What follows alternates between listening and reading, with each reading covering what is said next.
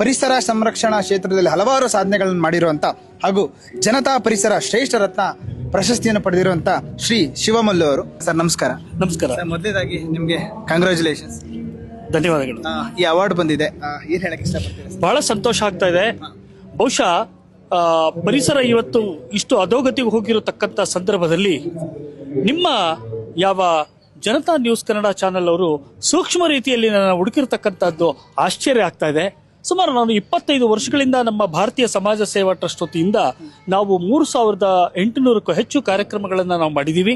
ಶಿಕ್ಷಣ, ಸಾರ್ವಜನಿಕ, ಮಹಿಳಾ ಮತ್ತು ಕೃಷಿ ಕ್ಷೇತ್ರದಲ್ಲಿ ಮಾಡಿದ್ರು ಕೂಡ ಈ ಪರಿಸರ ಕ್ಷೇತ್ರದಲ್ಲಿ ಸೇವೆ ಮಾಡತಕ್ಕಂಥ ಗುರುತಿಸ್ತಕ್ಕಂಥವ್ರೆ ಯಾರು ಇಲ್ಲ. ಪರಿಸರ ಅಂತ ಹೇಳಿದ್ರೆ ಏನೋ ಅವರು ಜೀವನಕ್ಕೋಸ್ಕರ ಒಂದು ಉದ್ಯೋಗ ಹುಡ್ಕೊಂಡು ಸೇವೆ ಮಾಡ್ತಾ ಇರ್ಬೋದು ಅಂತಕ್ಕಂಥ ಭಾವನೆ ಬಂದಿದೆ.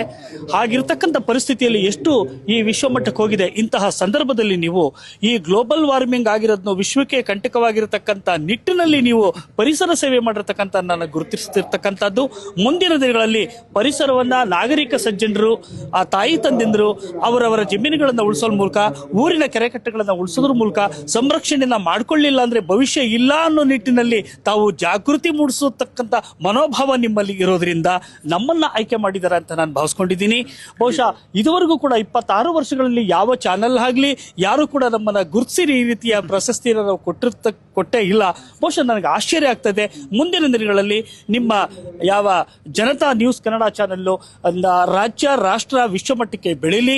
ಪರಿಸರ ಸಂರಕ್ಷಣೆ ಕ್ಷೇತ್ರದಲ್ಲಿ ನಮ್ಮ ಸಂಸ್ಥೆ ಜೊತೆ ತಾವು ಕೈ ಜೋಡಿಸಿ ನಾವು ಮುಂದಿನ ಪ್ರಜ್ಞಾವಂತ ನಾಗರಿಕರನ್ನಾಗಿ ಇತ್ತೀಚಿನ ಯುವ ಪೀಳಿಗೆಯನ್ನು ನಾವು ಕಣ್ತರಿಸಬೇಕಾಗಿದೆ.